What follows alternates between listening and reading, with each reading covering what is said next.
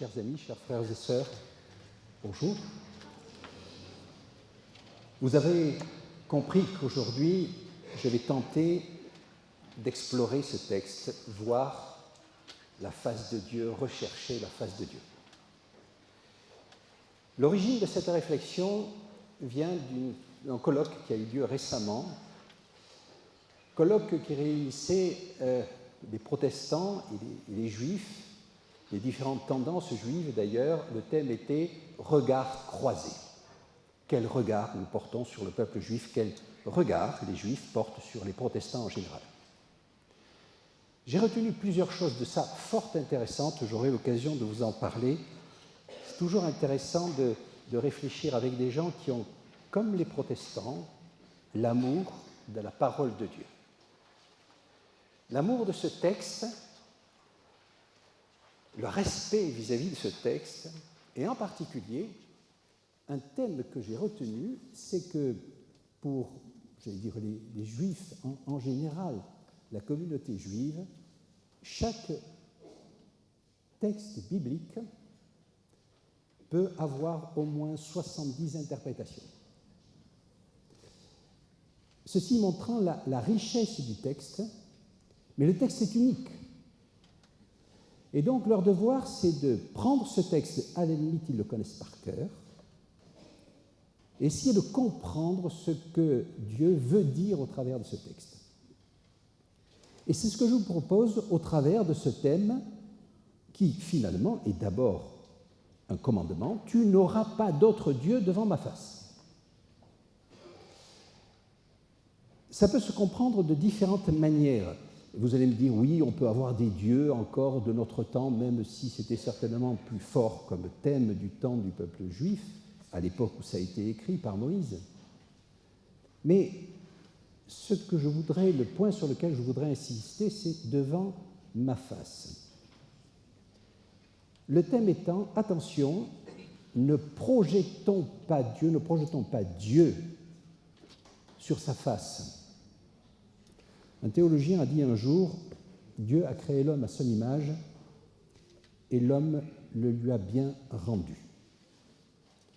Nous créons des dieux, notre Dieu, à notre image.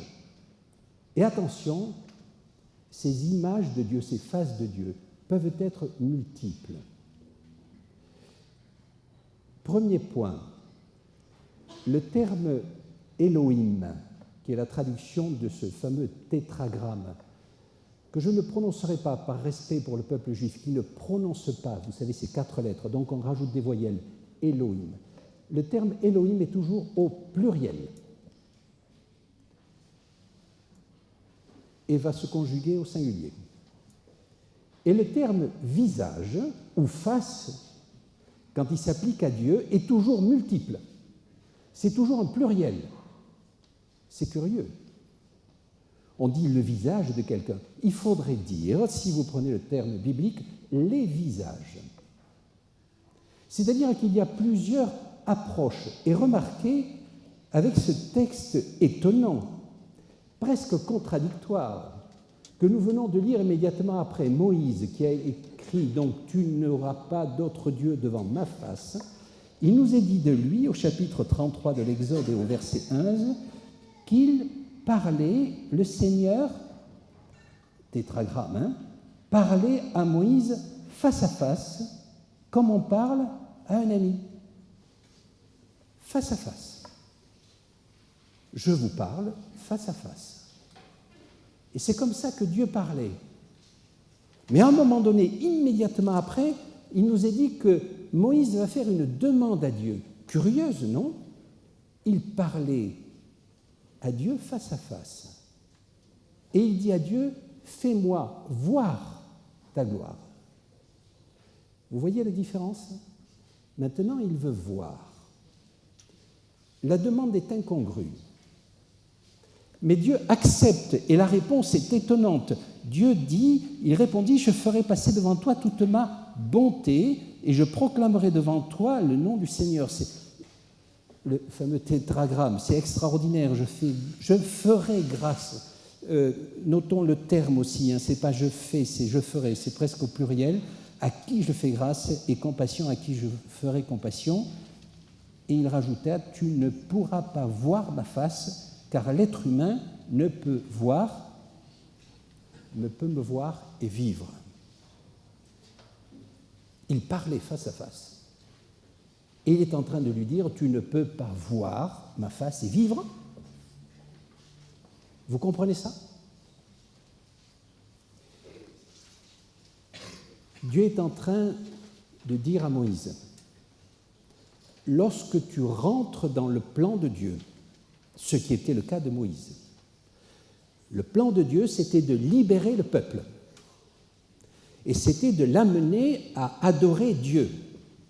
Là, quand ils parlent tous les deux de ce peuple, et vous vous souvenez, Dieu dit, j'ai entendu ce peuple et je vais le faire sortir du pays d'Égypte et il va choisir Moïse. Là, les deux hommes, les deux êtres, Moïse d'un côté et Dieu de l'autre côté, parlent face à face. Ils sont sur le thème de la délivrance du salut. Mais à un moment donné, Moïse veut voir Dieu.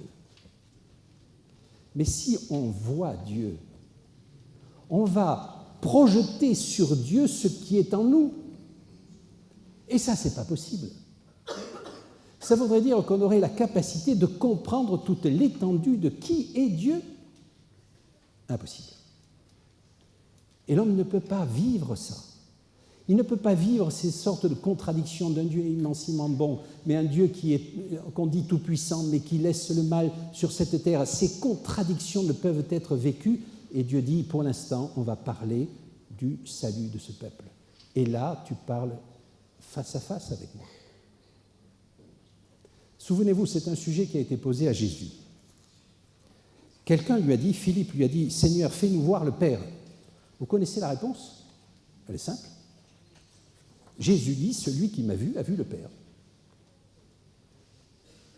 Voir Dieu, le visage de Dieu, finalement, c'était Jésus. Et Jésus, souvenez-vous, il avait une ressemblance humaine, il se fondait dans la foule. Le visage de Dieu, c'est le visage des hommes. Tu aimeras ton Dieu et tu aimeras ton prochain. Je voudrais évoquer avec vous un certain nombre de personnages qui, pour moi, sont des personnages qui m'ont permis de comprendre ces différentes facettes des visages de Dieu, tout simplement. C'est une expérience personnelle, vous avez certainement la vôtre, et vous allez voir, elle est diverse. On a parlé de Moïse. Au travers de ce texte, je retiens une chose, la gloire de Dieu, c'est sa bonté. C'est ça qu'il dit. Je ferai passer devant toi ma bonté et ma grâce. La gloire de Dieu, ce n'est pas le fait qu'il va détruire l'humanité à son retour. C'est un autre sujet, je vous en parlerai. Mais le visage de Dieu, l'image de Dieu, c'est un Dieu de bonté. Mais attention, il a différents visages, et à nous de les voir. Que s'est-il passé le 14 mars 2018 ? Je vous ramène à l'actualité. Parce que finalement, notre rencontre avec Dieu, c'est aussi au travers de ça. Non ? Le 14 mars 2018 s'est éteint un homme assez remarquable qui s'appelle... Vous avez des progrès à faire. Il s'appelle Stephen Hawking. Ça vous dit quelque chose, Stephen Hawking? Le Newton du XXIe siècle, mathématicien, astrophysicien. Vous savez, l'homme qui souffrait d'une sclérose latérale amyotrophique, qui parlait dans cette chaise. D'ailleurs, il ne parlait pas, c'était un ordinateur qui parlait à sa place. Un homme remarquable. Il a écrit un livre étonnant qui m'a beaucoup marqué. Ce livre, je l'ai ressorti il a 20 ans. Le titre, c'était « Une brève histoire du temps » et le sous-titre, c'était « Du Big Bang au trou noir ». Stephen Hawking, c'est l'homme des trous noirs. Ça vous dit quelque chose, des trous noirs? Bon. Alors je vais vous dire pourquoi cet homme m'a marqué dans l'expression du visage de Dieu. Cet homme a pris les équations d'Einstein. Je ne vais pas aller trop loin dans le domaine. Il est allé jusqu'au bout et il a démontré que finalement, il y a, allez, je résume et je suis concis, il y a environ 13,8 milliards d'années, il y a eu un point singulier dans l'histoire de l'univers qui s'appelle le Big Bang. Et évidemment, à partir de cela, s'est posé la question de savoir d'où venait le Big Bang, et ça a posé une question majeure à la totalité des scientifiques, c'est qu'à un moment donné, l'univers a eu une origine. Einstein n'y croyait pas au début, lui-même. Mais vous rendez-vous compte, une origine, s'il y a une origine, ça veut dire que, là encore je résume, il y a un créateur. À partir de Stephen Hawking, vous ne trouvez plus un livre de cosmologie, c'est-à-dire de l'histoire de l'univers, qui ne parle pas de Dieu. Ils sont tous obligés de parler de Dieu, pour dire qu'ils y croient ou qu'ils n'y croient pas. Il y a 30 ans, personne ne faisait ça. Cet homme est parti là-dessus. Et pour moi, cette dimension de l'univers qu'il a donnée avec cette origine de l'univers m'a fait redécouvrir une des facettes du Dieu créateur. Et créateur qui a lancé cet univers avec une position très particulière, tout à fait étonnante de la Terre, sur laquelle l'homme puisse vivre. Premier point. Le deuxième, c'est lui qui a découvert les trous noirs suite à cette singularité. Particularité du trou noir. Le trou noir, hein, c'est un endroit où la masse est tellement grande que même la lumière ne peut pas en partir. C'est pour ça qu'on l'appelle le trou noir. À la surface d'un trou noir, le temps ne s'écoule pas. Au centre de notre galaxie, la Voie lactée, il y a un trou noir qui doit peser quelques millions de fois la masse du Soleil et qui attire tout ce qui passe autour trop près. Ça m'a fait comprendre mieux un deuxième sujet, une deuxième face de Dieu. Dieu n'est pas contraint par le temps.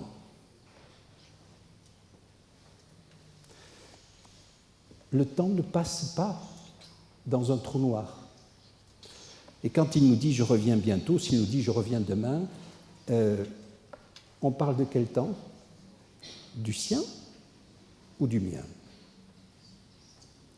Et donc, voilà, cet homme pour moi fut, à un moment donné de mon existence, et ça l'est encore, m'a fait découvrir, bien involontairement certainement pour lui, certaines caractéristiques de Dieu, images de Dieu.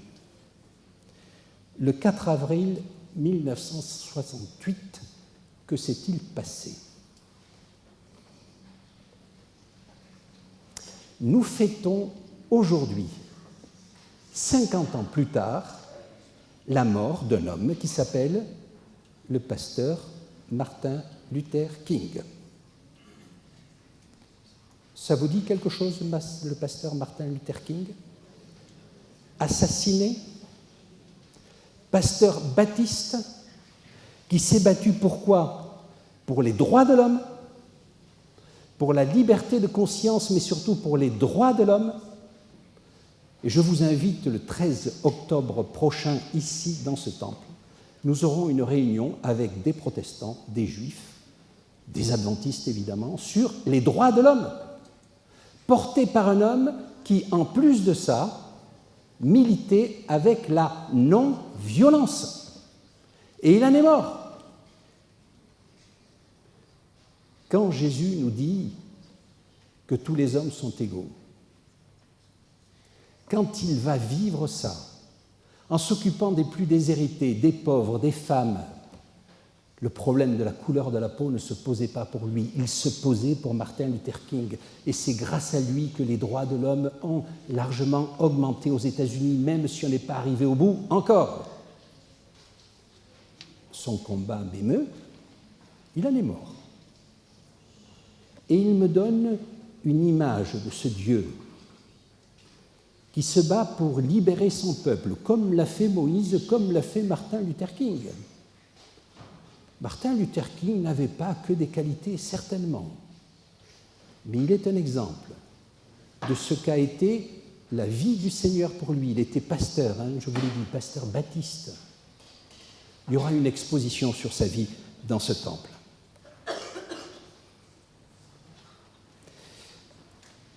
John Bost. Vous connaissez John Bost? John Bost, pasteur libriste, pasteur protestant, on est vers les années 1848, qui voit la détresse des personnes qui sont en souffrance mentale. À l'époque, on les appelle les fous. Et il va décider de consacrer sa vie à les aider. Aujourd'hui, la fondation John Bost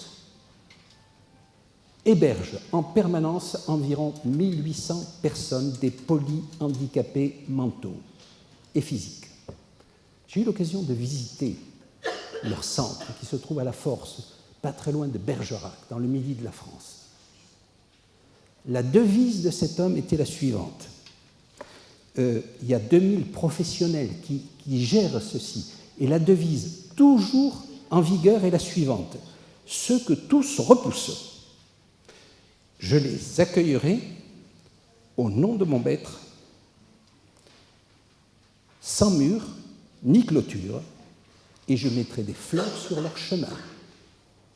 Si vous allez à La Force, vous avez là des handicapés mentaux sérieux. Il n'y a pas de mur.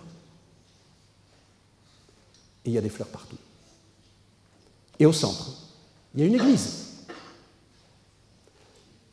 Parce que cet homme pensait, et ses successeurs pensent toujours, que le soin doit également s'apporter de manière physique, mentale et spirituelle.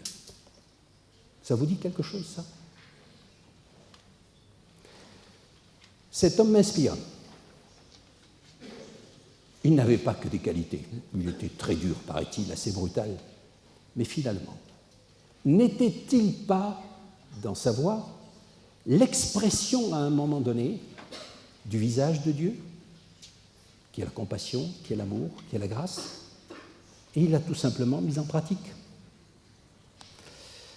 Alors, je voudrais vous raconter ce que nous disait le directeur de ce centre actuellement. Un miracle. Un homme, 50 ans, qui est dans cette institution depuis, on va dire, 40 ans. Handicapé mental profond, certainement autiste, qui n'a jamais parlé. Il se trouve qu'un jour, il n'y a pas très longtemps de ça, il passe devant un miroir et il a dit, il s'appelle Paul. Et cet homme a dit, Paul, il est beau. Un homme qui n'avait jamais parlé. Au travers de ceci, pourquoi est-ce un miracle? Les psychiatres vous diront c'est une fulgurance psychologique où, à un moment donné, un être prend conscience de qui il est. Vous savez que les animaux n'ont pas conscience d'eux-mêmes. Seul l'homme a conscience d'être. C'est la différence majeure qu'il a avec les animaux. Et cet homme va exprimer dans un éclair, disent les spécialistes, éclair narcissique fulgurant. Paul, dans ce... Voilà, Paul, moi, il est beau. Un pasteur qui passait par là dit, le deuxième miracle, c'est que quelqu'un ait pu l'entendre. Et il a exprimé, cet homme, sans le savoir, l'image que Dieu avait de lui. 1, tu existes.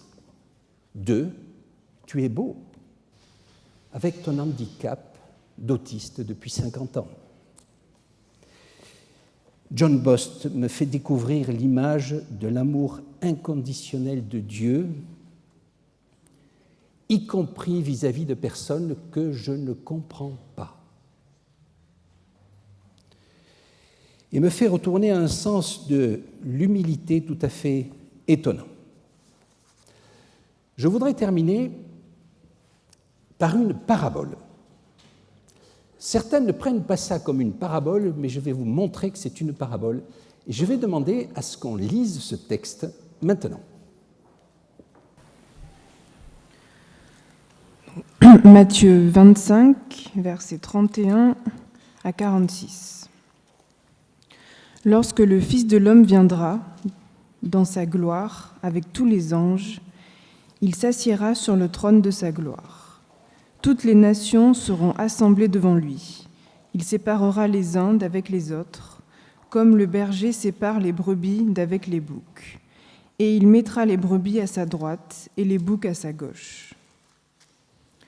Alors le roi dira à ceux qui seront à sa droite, « Venez, vous qui êtes bénis de mon Père.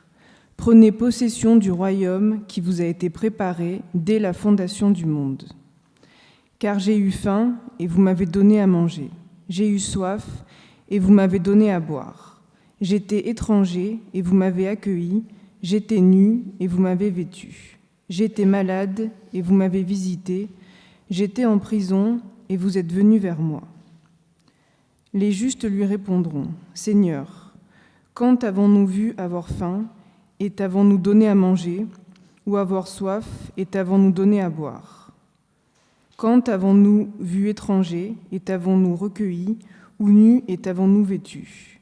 Quand avons-nous vu malade ou en prison et sommes-nous allés vers toi? » Et leur roi leur répondra, « Je vous le dis en vérité, toutes les fois que vous avez fait ces choses à l'un de ces plus petits de mes frères, c'est à moi que vous les avez faites. » Ensuite, il dira à ceux qui seront à sa gauche, « Retirez-vous de moi, maudits, allez dans le feu, l'Éternel qui a été préparé pour le diable et pour ses anges. Car j'ai eu faim et vous ne m'avez pas donné à manger. J'ai eu soif et vous ne m'avez pas donné à boire. J'étais étranger et vous ne m'avez pas recueilli. J'étais nu et vous ne m'avez pas vêtu. J'étais malade et en prison et vous ne m'avez pas visité. » Ils répondront aussi, « Seigneur, quand avons-nous vu ayant faim ou ayant soif, ou étranger ou nu ou malade ou en prison, et ne t'avons-nous pas assisté ?» Et il leur répondra, « Je vous le dis en vérité, toutes les fois que vous n'avez pas fait ces choses à l'un de ces plus petits, c'est à moi que vous ne les avez pas faites. Et ceux-ci iront au châtiment éternel, mais les justes à la vie éternelle. » Je dis que ce texte est une parabole et vous allez comprendre pourquoi. Je ne me sens pas être un bouc ou une brebis. Bon. Il y a un autre thème par rapport à ça. Nous avons étudié pendant 2 trimestres le salut par la grâce. Les Galates, ça vous rappelle quelque chose? Ce n'est pas par les œuvres que vous êtes sauvés, nous dit l'apôtre Paul, c'est par grâce. Et arrive Matthieu 25. Vous savez que ce texte a été beaucoup cité au moment où Luther a lancé ses 95 thèses sur le salut par la grâce. Mais attendez, regardez. Ceux qui sont sauvés, c'est bien ceux qui ont fait. J'utilise aussi ce texte souvent quand je dialogue ou quand on est avec les gens d'Adra. Adra, on ne fait pas de religion, on agit, on fait. Et on se sent bien avec ce texte. Lecture un peu superficielle, largement superficielle. Pourquoi je dis que c'est une parabole? Parce que le texte nous dit « Toutes les nations seront rassemblées devant lui », donc il semble qu'on soit au jugement dernier, il séparera les uns d'avec les autres, comme un berger sépare les moutons des chèvres, il mettra les moutons à sa droite et les chèvres à sa gauche. J'aime pas ni être un mouton, ni être une chèvre. Alors le roi leur dit, et suit cette parabole que vous venez d'entendre, mais vous remarquez que les gens qui sont là, c'est pas vous, hein? C'est pas moi.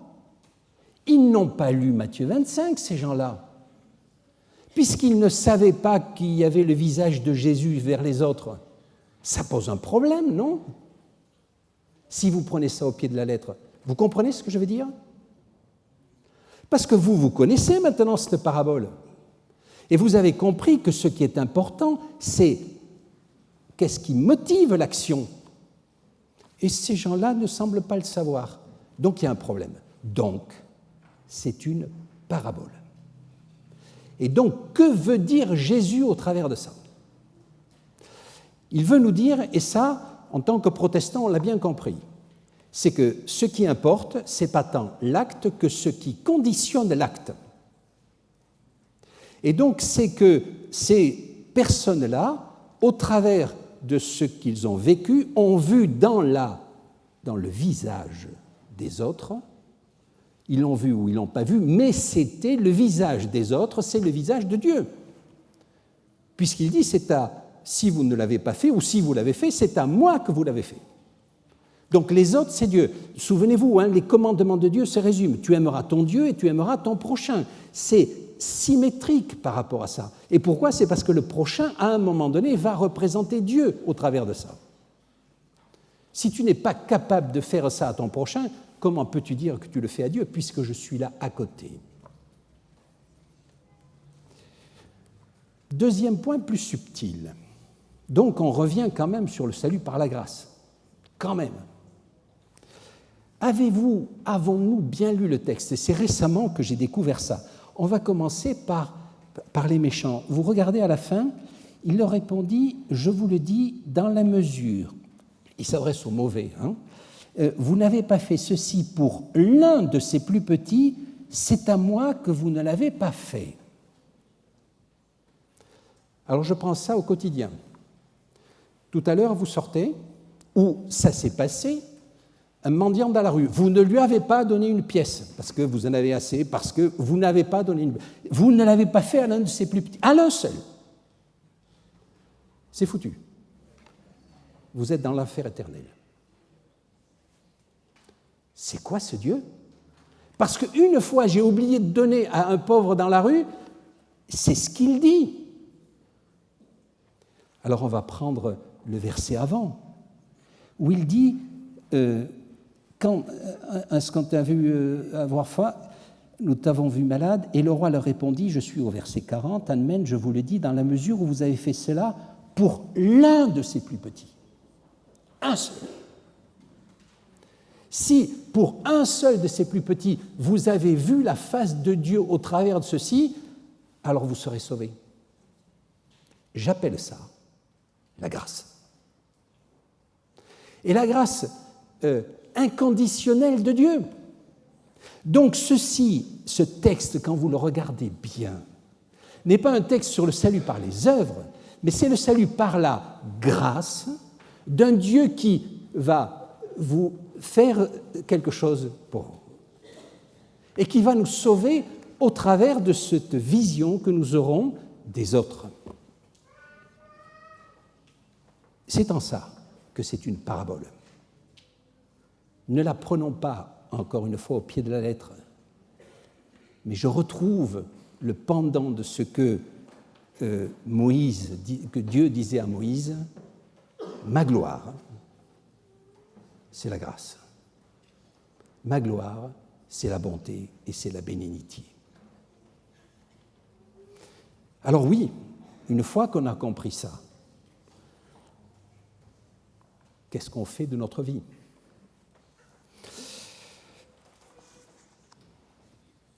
Ces hommes, ces femmes, ces exemples dans la Bible, évidemment, l'exemple suprême serait celui de Jésus qui nous a fait voir les visages de Dieu, au travers de sa bonté, au travers de son enseignement, au travers de son amour du prochain, au travers de cette grâce, au travers de son pardon. Je voudrais terminer par une sorte de boutade. Vous savez, nos amis juifs ont toujours des histoires à raconter qui font réfléchir. Ils nous disent de temps en temps, Dieu rit. Vous imaginez Dieu riant? Mais après tout, pourquoi pas? Dans les visages de Dieu, Dieu rit. Et alors je me suis dit, mais quand est-ce que... Alors j'essaie de réfléchir, quand est-ce que Dieu rit? Parce qu'il y a des visages de Dieu que l'on connaît, le visage de la colère, de la justice. Je n'en ai pas parlé aujourd'hui, on va certainement en parler tout à l'heure, mais le visage d'un Dieu qui rit. Et leur commentaire est de dire « Dieu rit lorsqu'il voit l'homme faire des projets d'avenir ». Alors je me suis dit, tiens, je retourne vers Stephen Hawking et les trous noirs. Les projets d'avenir. Nous avons des projets d'avenir, nous devons avoir des projets d'avenir. Et Dieu rit.